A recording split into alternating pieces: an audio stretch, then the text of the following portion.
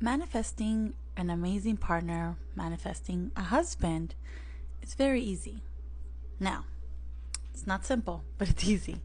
So, after my abusive relationship and 1 month of being at home, didn't want to go out, didn't want to go anywhere, didn't want to know about anything, didn't want to do anything, didn't want to meet anyone. I was convinced that I was never going to find love again. Spoiler alert, I did. I remember one night being in bed, just really sad and distraught, and thinking to myself, this is never going to happen for me. And I just remember something clicked in me, and I just began to pray. And the way I prayed was, I said to myself, or I said to God, because I was praying to God, I said, God, please send me a man that is going to love me unconditionally. Send me a man that's loyal. Send me a man that's kind, caring, friendly, outgoing, loving, loyal. And then I remember those were the things that I needed. Like, they needed to be that. Like, it was a need, not a want.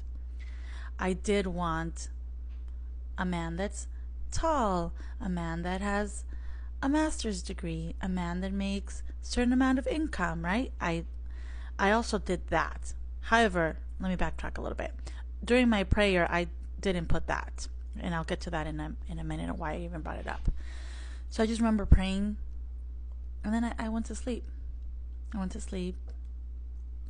And a few months later, this is in October, a few months later in December, I found my husband, and he is exactly how I prayed. Now, after my prayer, I remember, I wish I still had the paper, but I remember getting a notebook and ripping a page out of it, and I folded it in half. And I remember writing the things that I needed and the things that I wanted. And it's two different things, right? I needed them to be loyal. I wanted them to be religious. They didn't have to be Catholic, but just some kind of faith, some kind of belief in higher power. I wanted them to have a higher income than me. It wasn't a need, right? They could be making the same income as me. It was fine. It was just a want, right? And so I remember writing that list. And again, in December, I met this guy. And after a few months, I remembered about the list. And I went into the list and I was like, oh, it's everything on this list. What? I couldn't believe it. I couldn't believe it. And so we dated, and things happen, and long story short, it's been 10 years since then, and we are happily married with 2 daughters. And all this to say that you need to write a list. You need to pray. Excuse me. You need to pray. If you don't pray, that's okay. You don't have to pray. You don't have to pray, but you do have to write it down.